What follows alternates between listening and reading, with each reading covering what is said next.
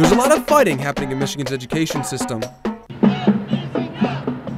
Educators say that they've been a punching bag for Michigan lawmakers and are being beat up by state tax increases and pay cuts. We've had decades of cuts and more cuts. Teachers marched to the Capitol to hand-deliver postcards asking lawmakers to double-think their education policies.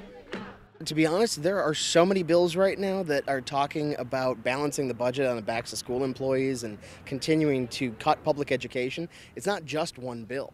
We're talking about retirement, health insurance, class size, bullying, you name it, it runs the spectrum, and it's all sitting inside this building, and nothing good's happening with any of it.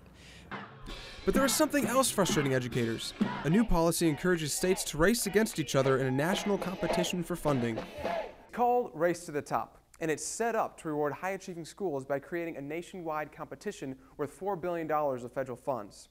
Like a boxing match, there are rounds, and Michigan got knocked out of the first one. You know, we made massive changes in our public policy, some of which I did not support, all for the hopes of competing, and I don't know what the analysis was. I'm frustrated with the whole process, to be honest, and no one ever really talked about how it impacted the students and the schools. Philip Cusick, director of the MSU College of Education, says that the purpose of any reform is to promote equality. Well, there are problems with a more centralized educational system. In the countries where it works, it hasn't proven to promote equality.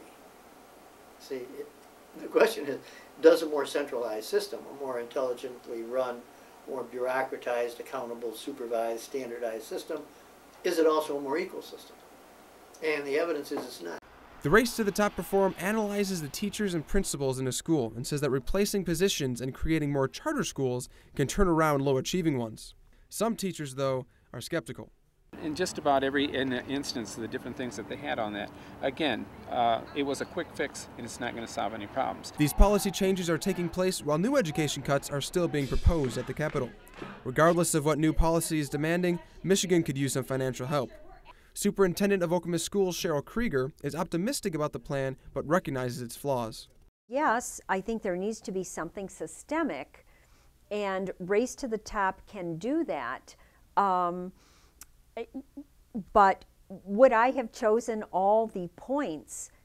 Perhaps not. I may have chosen others. Whether Michigan can fight its way through the next round is unknown. Teachers are willing to fight for better budget plans and are already planning larger rallies at the Capitol.